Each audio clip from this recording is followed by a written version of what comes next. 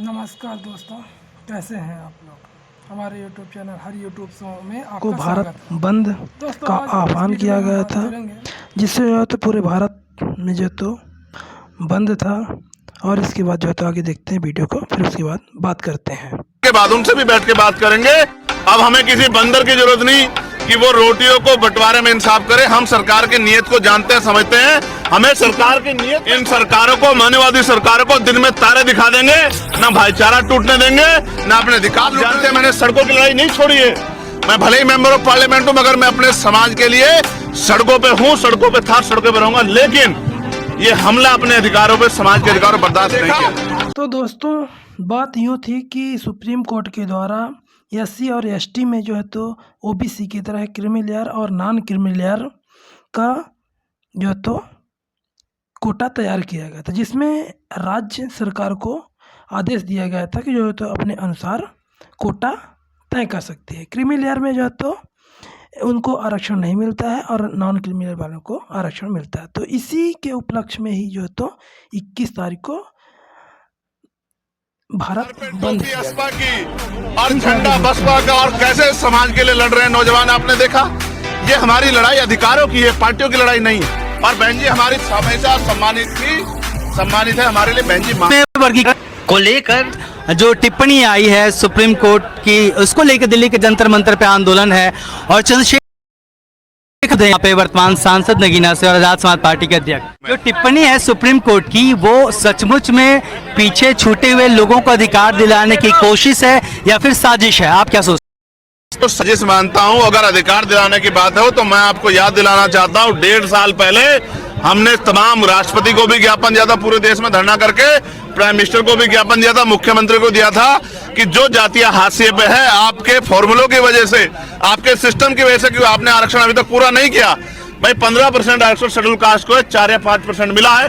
27% आरक्षण ओबीसी को है, 6 या 7% पूरा हुआ है क्लास 1 से ले क्लास 4 तक, और 7% करीब आरक्षण, 7.5% आदिवासियों को, उसमें से 3 या 4% पूरा हुआ। आज तक आपने हमारे हकमारी को रोका ही नहीं। जो डकैती हमारे अधिकार है उसको आपने रोका नहीं। तो आपकी मनसा पे हमें शक है। हमें अपने भाइयों को अगर अधिकार मिलता है उसका कोई विरोध हम लोग नहीं करते। हम तो चाहते हैं कि हमारे नौकरी करते। मैं इस बात को स्वीकार नहीं करता।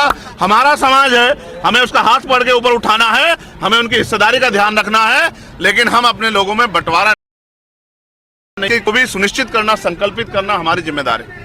तमाम राजनीतिक दलों ने पल्ला झाड़ लिया है इससे।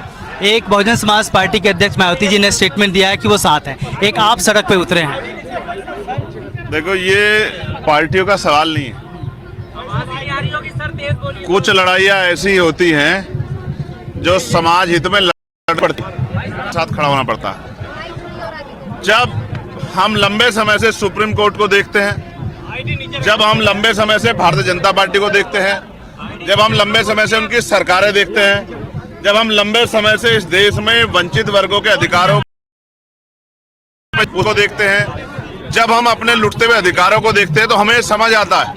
मैं आपको याद दिलाता हूं, डॉक्टर बाबा साहब अम्बेडकर ने कहा था कि संविधान कितना भी अच्छा क्यों ना हो, चलाने वाले हाथ अच्छे नहीं होंगे, उनकी नीयत अच्छी नहीं होगी, उनकी नीति अच्छी नहीं होगी, तो अंततः संविधान बुरा साबित होगा। आज हम ये देखते हैं, जिस तरह से लेटर एंट्री करके, जिस तरह से निजीकरण करके, जिस तरह से संविदा, ठेकेदारी, आउटसोर्सिंग करके आरक्षण को पिछले चोर दरवाजे से खत्म किया जा रहा है, ये किसी छिपा हुआ नहीं है। अभी भी 2 दिन पहले हमने जोरदार तरीके से विरोध किया, तब जाके 45 ज्वाइंट सेक्रेटरी जो चुपचाप बन रहे थे पिछले दरवाजे से बंद हुए। और अभी भी सिंगल पोस्ट निकालकर जिस तरह से आरक्षण की धज्जियां उड़ाई जा रही है, ये भी छिपा हुआ नहीं। आज का जो बंद है, ये बंद सरकार को चेताने के लिए, सरकार को संदेश है, राज्य सरकारों को भी और केंद्र सरकारों को, कि वो दिन चले गए कि एक लाठी से कोई पूरे गांव को हेक देता था। वो दिन चले गए। अब हम लोग तैयार हो चुके हैं। अब कहीं से भी एक भी अधिकार हम लोग अपना जाने नहीं देंगे।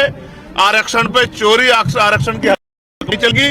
हमारे अधिकारों पे जो डाका डाला जा रहा है वो नहीं चलेगा। जब समाज सड़कों पे घूम रहा है तो नेता ही बाहर बंगलों में क्यों रहे?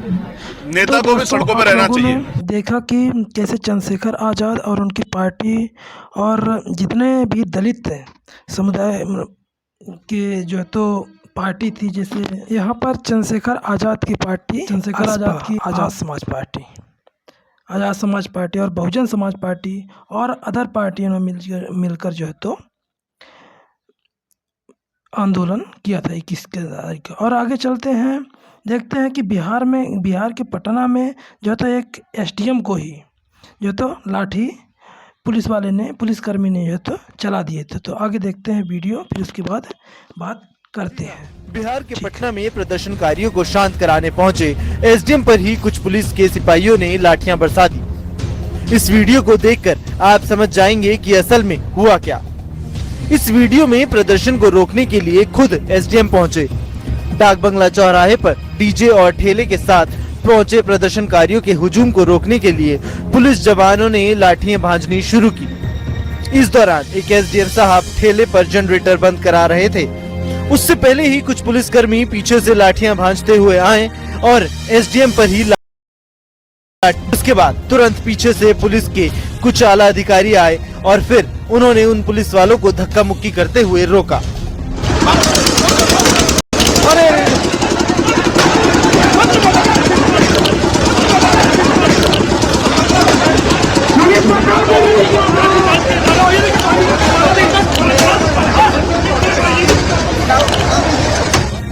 इसके बाद थोड़ी देर के लिए पुलिस और प्रशासन के बीच में स्थिति पैदा हो गई। एसडीएम पर लाठी भांजते जब सीनियर पुलिस अफसर ने देखा तो जवानों को उसने अलग किया। इसके बाद एसडीएम साहब भी तमतमा गए। फिर जवानों ने एसडीएम से माफी मांगी और कहा गलती से हो गया सर। उस घटना का वीडियो काफी वायरल हो रहा है। जब एससी और एसटी समुदाय के लिए जो तो क्रिमिनल और नॉन क्रिमिनल का बंटवारा किया गया तो कैसे जो है तो प्रदर्शन हुआ। अगर वीडियो अच्छी लगी तो लाइक सब्सक्राइब जरूर करें और वीडियो को शेयर करें।